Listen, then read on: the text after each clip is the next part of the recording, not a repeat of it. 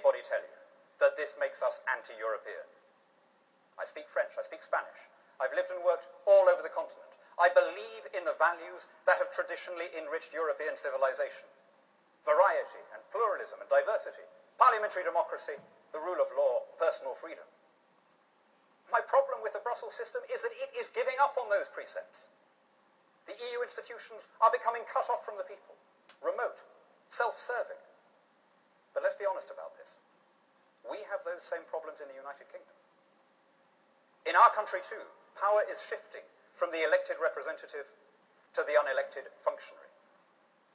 MPs and councillors are losing ground to bureaucracies and quangos. And so yes, we Conservatives want to bring power back from Brussels. But we want to do that not as an end in itself, but rather as a beginning. A beginning of a process that would push power downwards and outwards to local councils, or better yet, to individual citizens. A process that would restore purpose to the ballot box, dignity to the legislature, and freedom to the citizen. People sometimes say, you know, the Conservatives have got to overcome this obsession with Europe, but it's not Europe we're obsessed by. It's Britain and British democracy.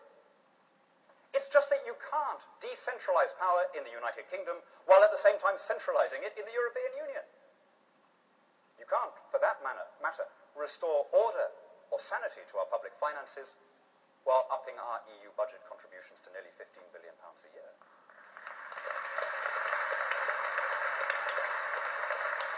And you can't be against the quango state in this country while simultaneously subjecting us to the biggest quango of the lot, namely the unelected 27-member European Commission, which now generates 85% of the laws in the member states. Let me repeat that. 85% of the laws in the European member states are there to give forth to Commission directives or regulations. Which rather raises the question, what's the purpose of voting? What does it matter whether you elect somebody wearing a blue, a red or a yellow rosette when 4 out of every 5 laws are being generated not just by people that you didn't vote for, but by people that nobody voted for? You'll often hear it said that the European Commission is undemocratic, in the sense that none of its members is elected. But actually, my friends, it's worse than that. The European Commission, uniquely in the Western world, contrives to be anti-democratic, in the sense that you generally have to have lost an election before you're appointed to it. So it's only when...